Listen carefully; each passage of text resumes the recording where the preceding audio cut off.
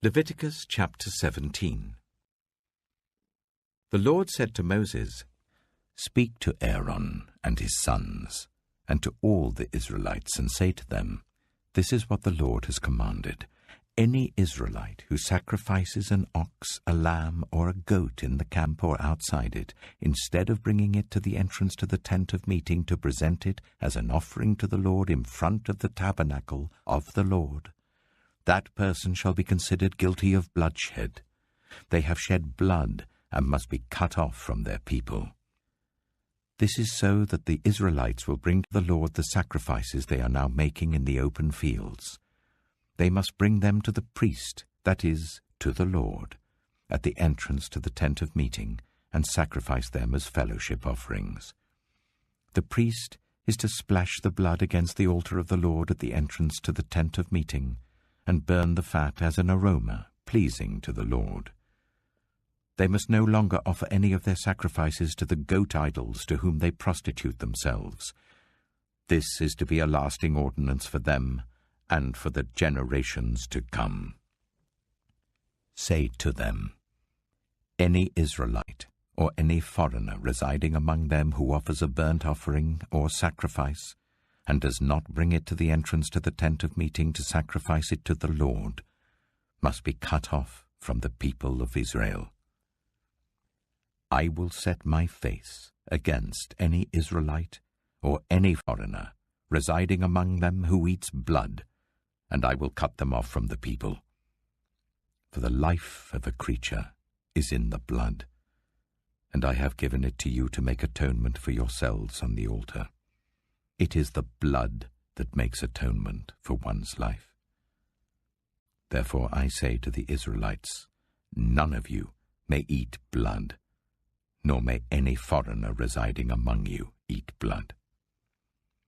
Any Israelite or any foreigner residing among you who hunts any animal or bird that may be eaten must drain out the blood and cover it with earth, because the life of every creature is its blood. That is why I have said to the Israelites, You must not eat the blood of any creature, because the life of every creature is its blood.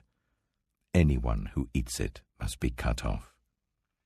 Anyone, whether native-born or foreigner, who eats anything found dead or torn by wild animals, must wash their clothes and bathe with water, and they will be ceremonially unclean till evening. Then they will be clean. But if they do not wash their clothes and bathe themselves, they will be held responsible. Leviticus chapter 18. The Lord said to Moses, Speak to the Israelites, and say to them, I am the Lord your God. You must not do as they do in Egypt, where you used to live, and you must not do as they do in the land of Canaan, where I am bringing you. Do not follow their practices. You must obey my laws, and be careful to follow my decrees. I am the Lord your God. Keep my decrees and laws, for the person who obeys them will live by them. I am the Lord. No one is to approach any close relative to have sexual relations. I am the Lord. Do not dishonor your father by having sexual relations with your mother. She is your mother. Do not have relations with her. Do not have sexual relations with your father's wife. That would dishonor your father. Do not have sexual relations with your sister, either your father's daughter or your mother's daughter, whether she was born in the same home or elsewhere. Do not have sexual relations with your son's daughter or your daughter's daughter. That would dishonor you. Do not have sexual relations with the daughter of your father's wife born to your father. She is your sister. Do not have sexual relations with your father's sister. She is your father's close relative. Do not have sexual relations with your mother's sister, because she is your mother's close relative. Do not dishonor your father's brother by approaching his wife to have sexual relations. She is your aunt. Do not have sexual relations with your daughter-in-law. She is your son's wife. Do not have relations with her. Do not have sexual relations with your brother's wife. That would dishonor your brother. Do not have sexual relations with both a woman and her daughter. Do not have sexual relations with either her son's daughter or her daughter's daughter. They are her close relatives. That is wickedness. Do not take your wife's sister as a rival wife and have sexual relations with her while your wife is living. Do not approach a woman to have sexual relations during the uncleanness of her monthly period. Do not have sexual relations with your neighbor's wife and defile yourself with her. Do not give any of your children to be sacrificed to Moloch, for you must not profane the name of your God. I am the Lord. Do not have sexual relations with a man as one does with a woman. That is detestable. Do not have sexual relations with an animal and defile yourself with it. A woman must not present herself to an animal to have sexual relations with it. That is a perversion. Do not defile yourselves in any of these ways, because this is how the nations that I am going to drive out before you became defiled. Even the land was defiled, so I punished it for its sin, and the land vomited out its inhabitants. But you must keep my decrees and my laws. The native-born and the foreigners residing among you must not do any of these detestable things. For all these were done by the people who lived in the land before you, and the land became defiled. And if you defile the land, it will vomit you out as it vomited out the nations that were before you. Everyone who does any of these detestable things, such persons must be cut off from their people. Keep my requirements, and do not follow any of the detestable customs that were practiced before you came, and do not defile yourselves with them. I am the Lord your God. Leviticus chapter 19. The Lord said to Moses, "Speak to the entire assembly of Israel, and say to them, Be holy, because I, the Lord your God, am holy. Each of you must respect your mother and father, and you must observe my Sabbaths. I am the Lord your God. Do not turn to idols or make metal gods for yourselves. I am the Lord your God. When you sacrifice a fellowship offering to the Lord, sacrifice it in such a way that it will be accepted on your behalf. It shall be eaten on the day you sacrifice it or on the next day. Anything left over until the third day must be burned. If any of it is eaten on the third day, it is impure and will not be accepted. Whoever eats it will be held responsible because they have desecrated what is holy to the Lord. They must be cut off from their people.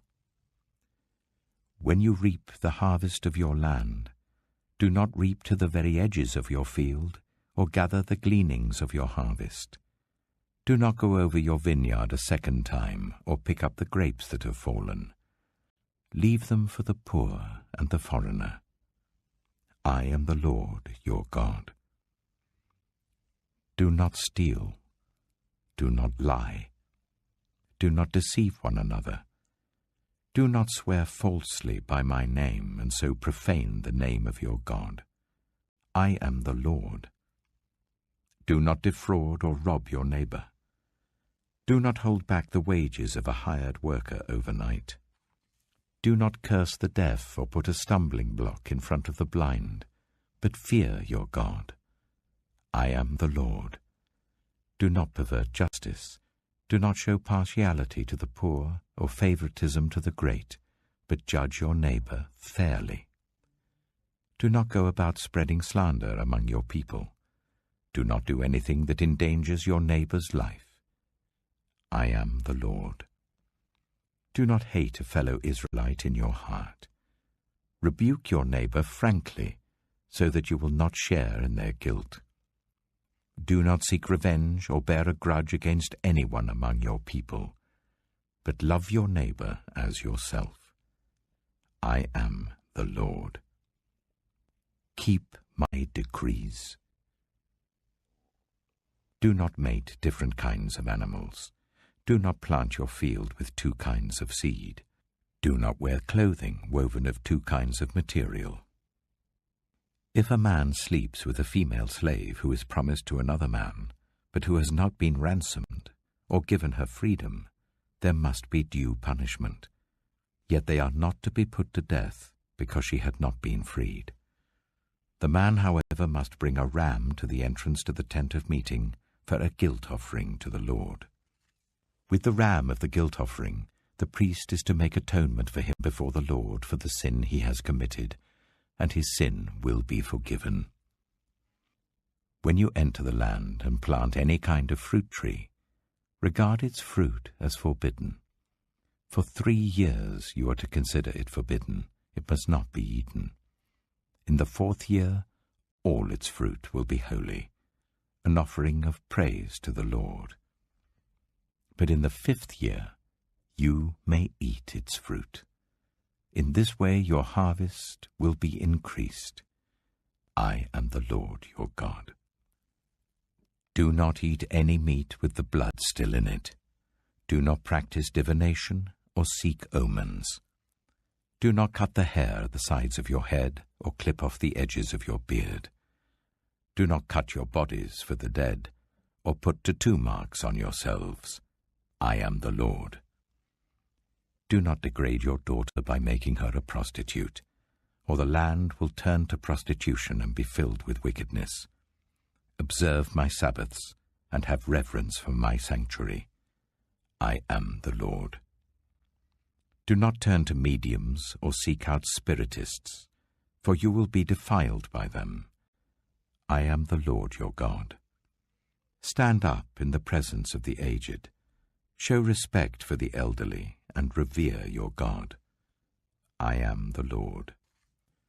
When a foreigner resides among you in your land, do not ill-treat them.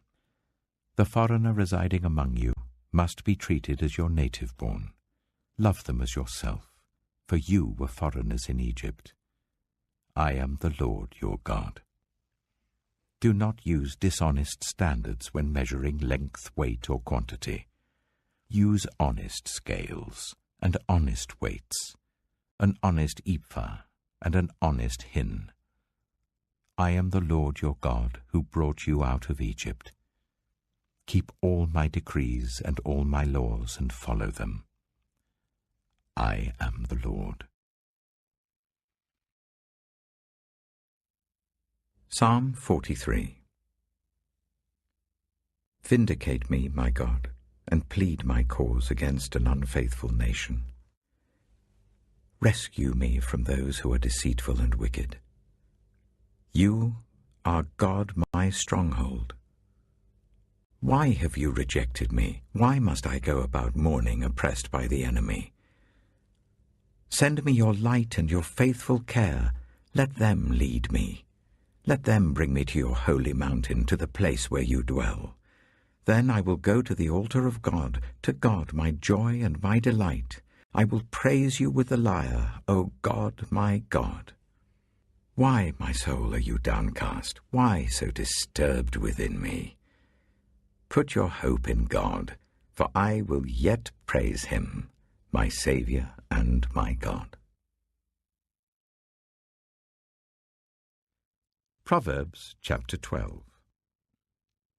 Whoever loves discipline loves knowledge, but whoever hates correction is stupid. Good people obtain favor from the Lord, but he condemns those who devise wicked schemes. No one can be established through wickedness, but the righteous cannot be uprooted. A wife of noble character is her husband's crown, but a disgraceful wife is like decay in his bones.